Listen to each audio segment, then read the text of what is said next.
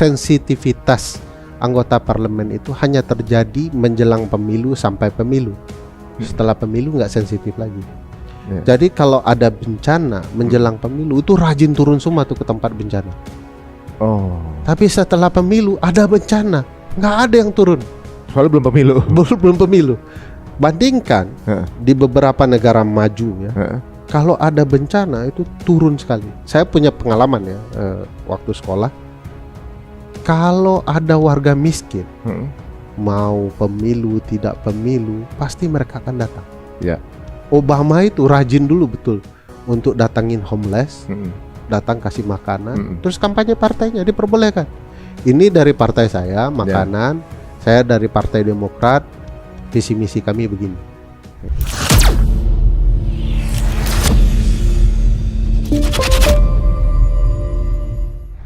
Sekarang Mas Ari, kita punya hak pilih yang memecat ketua partai. Jadi begitu mereka terpilih, mereka lebih takut sama yang mecat. Ada nggak negara yang berikan kewenangan rakyatnya untuk memecat? Ada, banyak. Di mana contohnya? Contohnya paling terkenal disebut sebagai Californian Democracy, demokrasi California. Jadi di California, di Amerika, kalau Mas Ari tidak nyaman dengan orang perwakilan Mas Ari, tulis petisi, kumpulkan ke warga, mereka setuju tanda tangani melalui website sekarang kan, website parlemen. Kalau sampai di angka persentase tertentu, tuh orang bisa diganti. Pecat. Indonesia suka ada petisi-petisi tapi nggak ngaruh kayaknya. Petisi itu petisi informal, bukan petisi milik negara. Kalau di sana negara itu punya. Jadi di website parlemen ada petisinya. Sorry, kita isi. Nagoya juga begitu. Kalau warga negaranya tidak nyaman, distrik prefecture-nya tidak nyaman, dia akan tulis. Banyak negara juga yang menggunakan konsep begitu. Indonesia teman-teman partai politik nggak berani, sebab takut dipecat nanti. Nah itu konsepnya ada, tinggal dipilih. Masuk akal sih sebenarnya dengan konsep seperti itu. Karena apa? Karena kan yang terpilih jadi hati-hati mainnya. Iya. Ketika minimal secara pencitraannya bagus lah, gitu kan. Kalau mau main juga nggak jorok gitu ibaratnya kan. Jadi pencitraan itu dalam politik dilegalisasikan. Jadi kalau sekarang cuma di pemilu, sekarang 5 tahunan kita buat mereka mencitrakan dirinya baik. Jangan cuma 5 tahunan. Makanya kalau Mas Ari lihat, sensitivitas anggota parlemen itu hanya terjadi menjelang pemilu sampai pemilu. Setelah pemilu nggak sensitif lagi. Jadi kalau ada bencana menjelang pemilu itu rajin turun semua tuh ke tempat bencana. Tapi setelah pemilu ada bencana, nggak ada yang turun. Soalnya belum pemilu. Belum pemilu. Bandingkan di beberapa negara maju ya. Kalau ada bencana itu turun sekali. Saya punya pengalaman ya waktu sekolah. Kalau ada warga miskin, mau pemilu tidak pemilu, pasti mereka akan datang.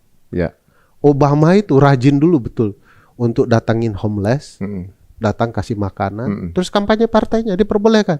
Ini dari partai saya makanan, saya dari Partai Demokrat, visi misi kami begini. Sampai ketemu kita di acara-acara Partai Demokrat. Gak pernah di Amerika itu ada spanduk dan baliho. Kenapa? Karena yang mereka lakukan adalah pendekatan program. Kalau kita cukup baliho bicara kan menjelang pemilu. Sepertinya orangnya juga nggak dikenal, nggak dikenal dan yang pemilihnya juga milihnya mana yang dia tahu aja kan, nggak tahu programnya apa kan gitu. Kalau saya lihatnya, kalau tadi bilang katanya pencitraan, kalau saya ngerasa kalau mau pemilu itu pada pakai peci. Tiba-tiba setelah pemilu peci hilang. Kalau mau pemilu pakai peci, pakai kerudung. Nah itu pemilu tuh Fatih bentar lagi. Jadi nggak apa-apa pencitraan itu diformilkan. Jadi tapi dengan konsep yang jelas. Kita nggak tahu isi hati orang. Tapi ya udah formilkan betul. Bagaimana memformilkan? Rakyat punya kuasa. Sangat kuat memberhentikan mereka, ya mereka pasti akan pencitraan setiap hari kan. Kalau ada masalah mereka akan datang. Nah konsekuensinya tidak akan ada uang dari mereka untuk partai politik. Mereka akan betul-betul membangun program visi misi ke rakyat. Nah sekarang kan setelah dapat suara, mereka kemudian fokusnya ke partai.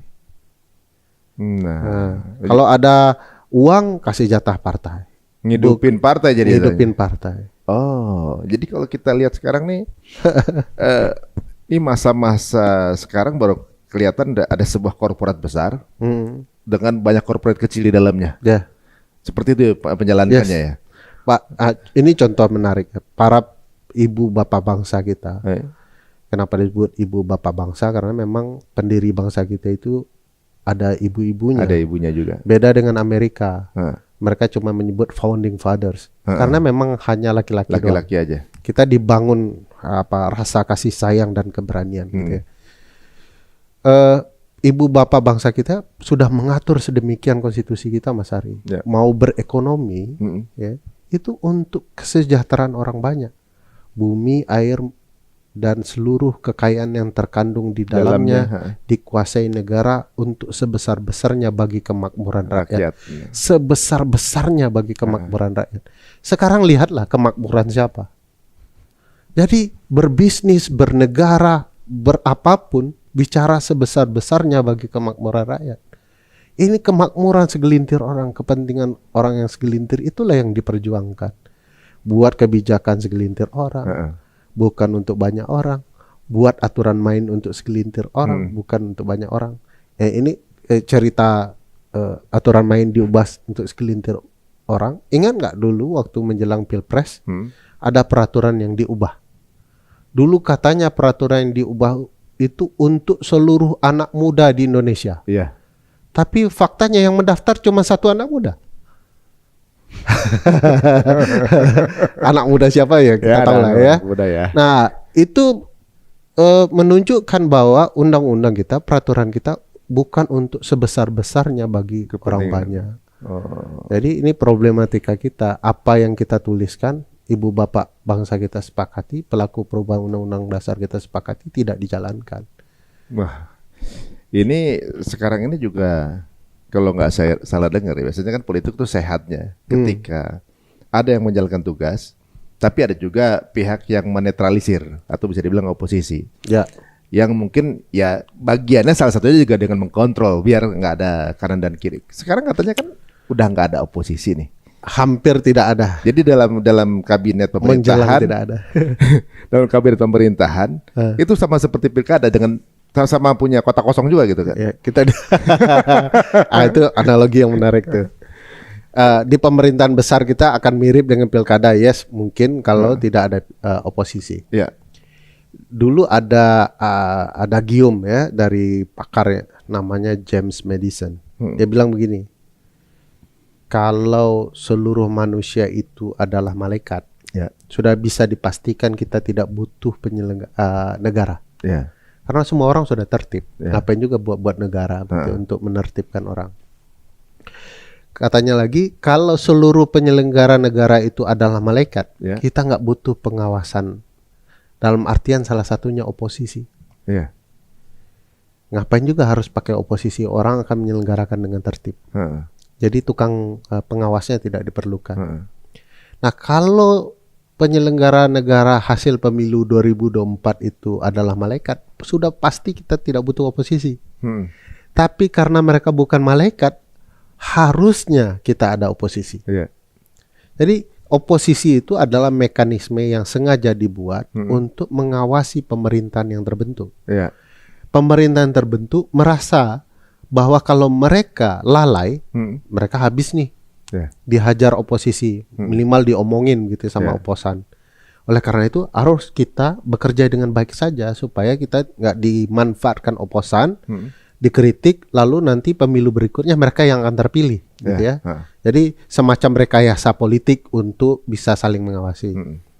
Nah, tiba-tiba di Indonesia, yuk gabung semua, tidak perlu oposisi. Nah, ini niatnya berarti mau menyimpang, gitu ya. Karena kalau tidak ada oposan, jangan khawatir, tidak ada yang mengawasi kita. Nanti ke depannya kalau pemilu, rakyat tidak punya alternatif untuk memilih. Karena siapa yang berbeda? Semua sudah satu perahu yang sama. Nah itu ini justru sebenarnya sama seperti kebijakan corporate juga. Karena pada saat ada kompetitor, either eliminate or merger kan gitu. Yes. Ini kompetitor biar nggak jadi kompetitor, Either dia mesti kita eliminate dengan cara ya mungkin secara persaingan ya, quality dibagusin segala macam, atau merger sekalian. Ini mirip-mirip kan sebenarnya. Mirip, tapi itu konsep ekonomi persaingan bisnis klasik. Ya. Persaingan bisnis yang baru menyadari betul bahwa kompetitor diperlukan. Kenapa kompetitor diperlukan? Supaya daya kerja dan daya saing meningkat. Ya.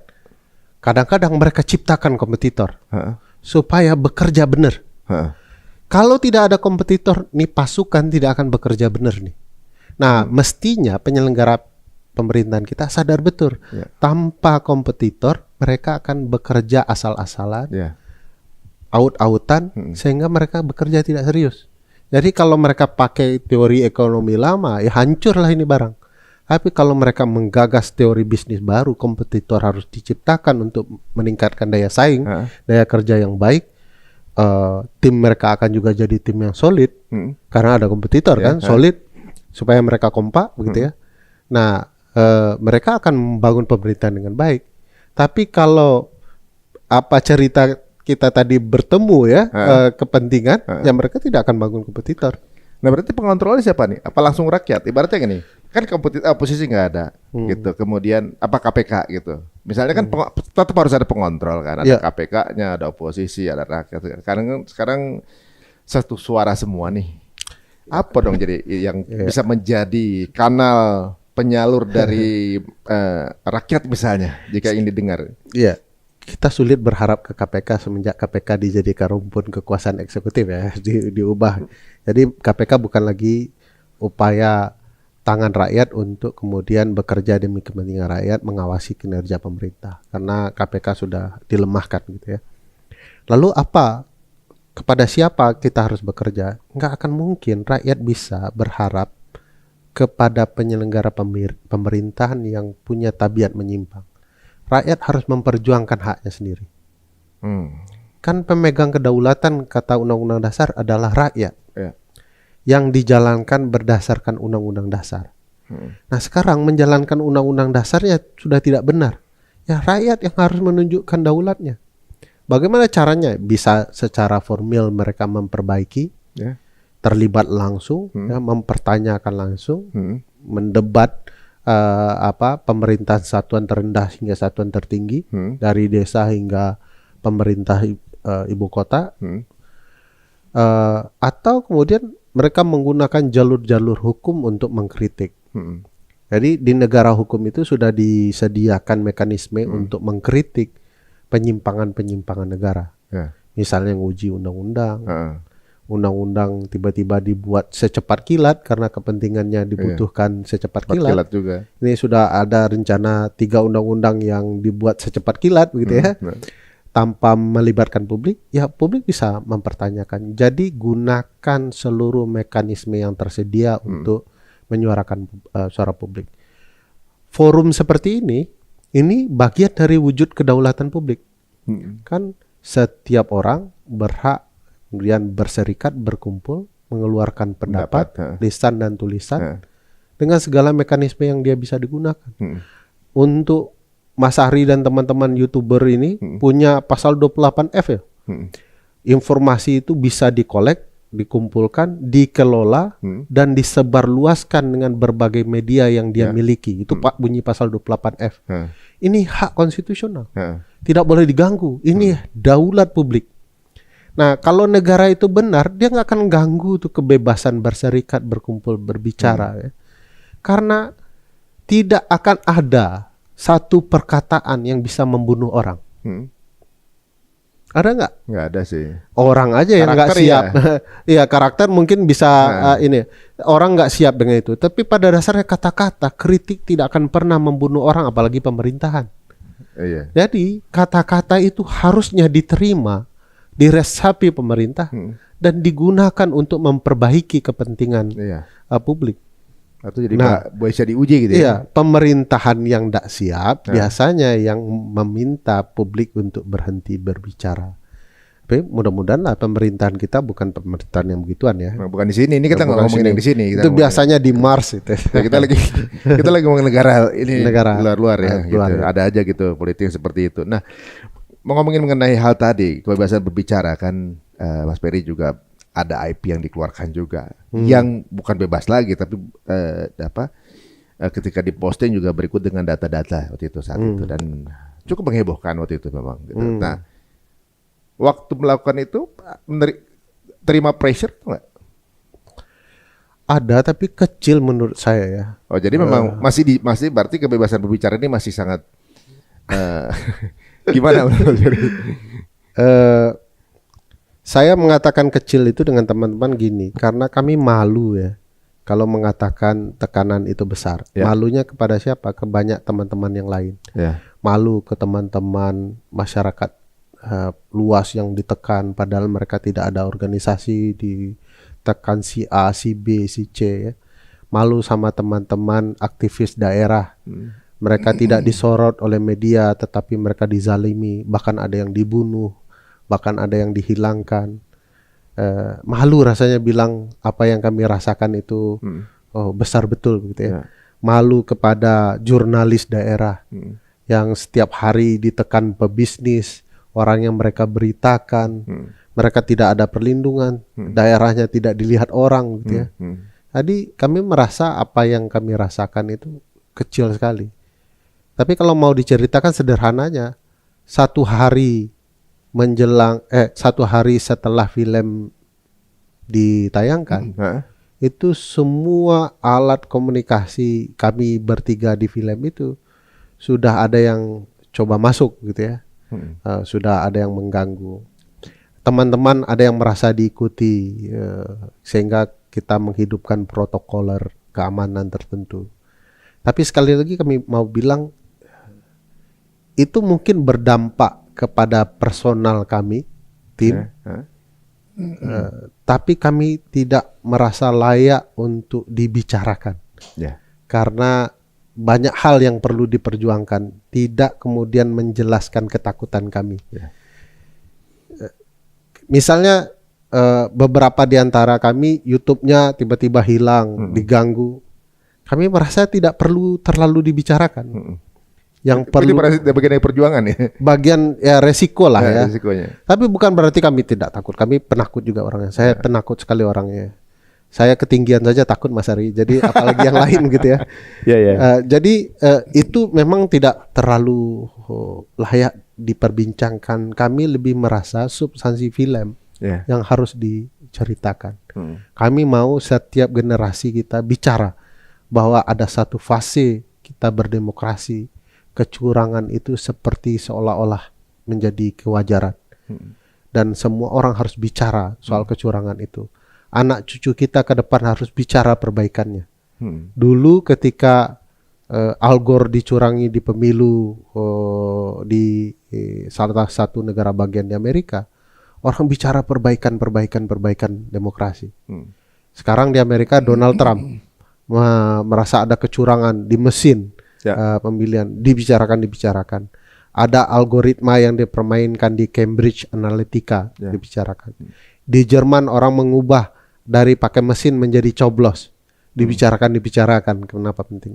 Kami juga mau anak cucu kita ke depan bicara pemilu kita tidak boleh seperti pemilu Filipina, tidak boleh seperti beberapa negara di Afrika, tidak boleh seperti di Korea Selatan yang filmnya ditonton di mana-mana. Kita mau pemilu kita terus membaik, perwakilan kita baik, hak-hak orang diberikan. Bicarakan film ini substansinya. Dan kami mau tahu orang bicara sekarang gentong babi di mana-mana. Bagi kami tidak ada yang lebih memuaskan dari itu ketika orang punya kesadaran politiknya dan memperjuangkannya. Jadi orang melupakan kami, film kami ya nggak apa-apa, tetapi masa depan kita akan bicara substansi yang dibicarakan di film itu. Ya, jadi pasti ini sejarah pasti akan mencatat keadaan ini dan di mana posisinya berada saat itu kan pasti akan tercatat ya. Nah, bicara mengenai tadi yang duduk kadang-kadang nggak berkompeten. Nah, kemudian kan Mas Ferry bilang juga dari karyanya adalah mencoba untuk mengedukasi masyarakat. Apakah masyarakat kita sudah cukup edukasinya sudah cukup teredukasi atau kita masih banyak yang masih bisa dibilang ya mungkin low educated gitu ibaratnya Karena ada juga yang mengatakan apa yang kamu dapatkan dari pemimpin kamu adalah gambaran dari masyarakat banyaknya. Gitu. Karena banyaknya mudah deceiving gitu ya, maksudnya mudah bagaimana ya dengan cara pencitraan gitu sudah selesai gitu misalnya untuk bukan program yang dibicarakan tapi keviralan mungkin kayak gitu. Kemudian ya pantas lah untuk dapat yang mewakili yang begitu gitu karena memang masyarakatnya juga tingkat level pemahaman yang mengenai politik juga baru segitu gitu misalnya. Apakah itu ada korelasinya? Ada korelasinya tentu saja, tetapi menyalahi masyarakat secara langsung sebagai akibat kita menghasilkan pemimpin-pemimpin bermasalah ini tidak terlalu tepat. Karena nanti dia akan berputar-putar juga ke sana. Kenapa pimpinan kita begini ya karena masyarakatnya. Kayak telur sama ayam ya. Kenapa masyarakat kita begini ya karena pemimpinnya tidak peduli kan. Tapi kalau dilihat banyak hal yang positif ya dari masyarakat, kesadaran mereka berpolitik tuh mulai meninggi. Ya.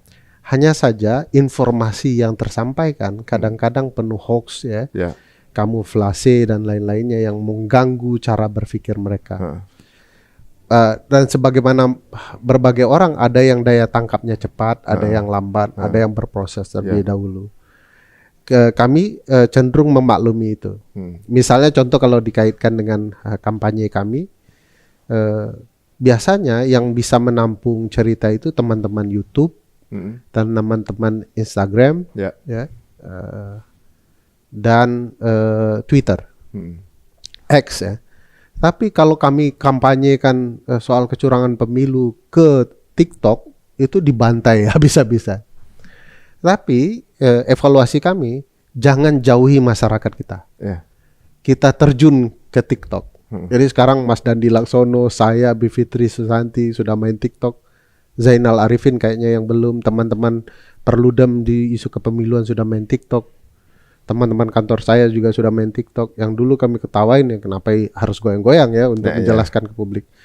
Tapi kami harus terjun ke sana karena itu lahan yang juga harus tersampaikan ya.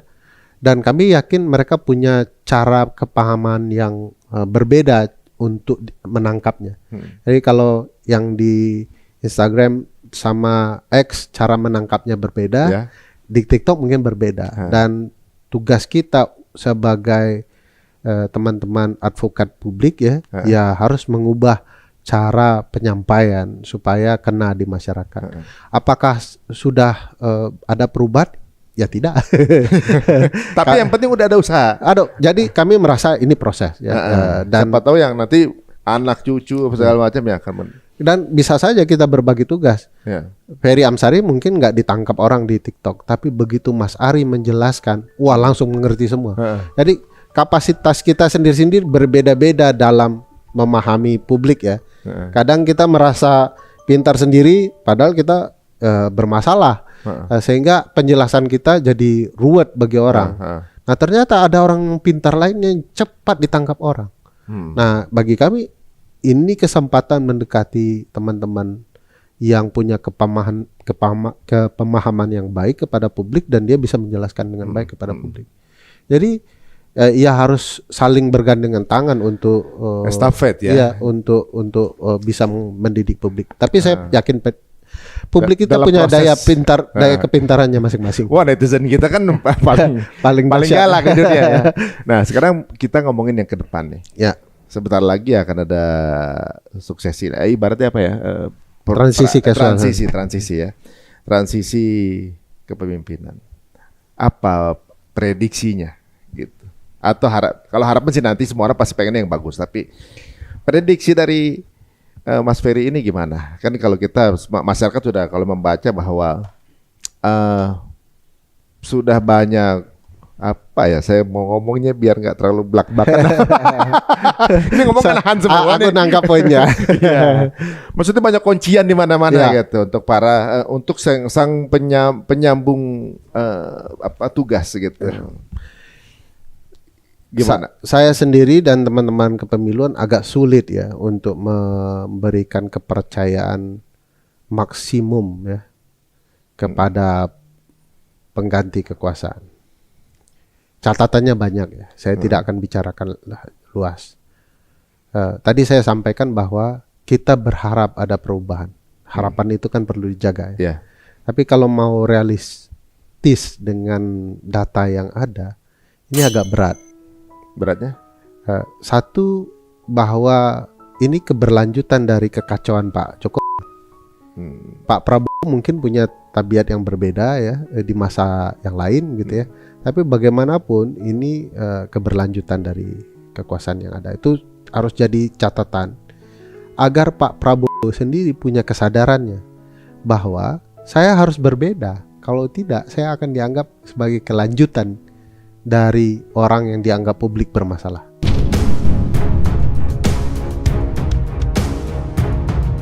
Ini kan tentunya juga seperti kita lihat ya, bahwa di belakangan ini perpolitikan kita tuh banyak kebijakan yang kemudian dirubah, dianulir, dikondisikan gitu kan. Yang sampai mungkin jujur saya nggak terlalu melek politik banget secara clear ya seperti Mas Ferry gitu. Tapi masyarakat tuh bisa melihat dengan gamblang gitu. Semua yang terjadi tuh seperti clear as glass gitu, ngelihat tapi nggak bisa ngapa-ngapain gitu maksudnya. Tapi memang sisi lainnya memang jadi masyarakat jadi punya teredukasi, jadi tahu bagaimana melihat dan bermainnya. Dan saya rasa juga setiap pemerintahan pasti ada korupsinya gitu kan. Pasti ada korupnya, ada apa namanya, permainannya ada gitu. Tapi kan banyak yang mainnya cantik, ada yang belak-belakan seperti ini. Kira-kira menurut Mas Ferry sendiri, tingkat kesabaran masyarakat ini di berapa persen gitu antara percaya dan tidak percaya?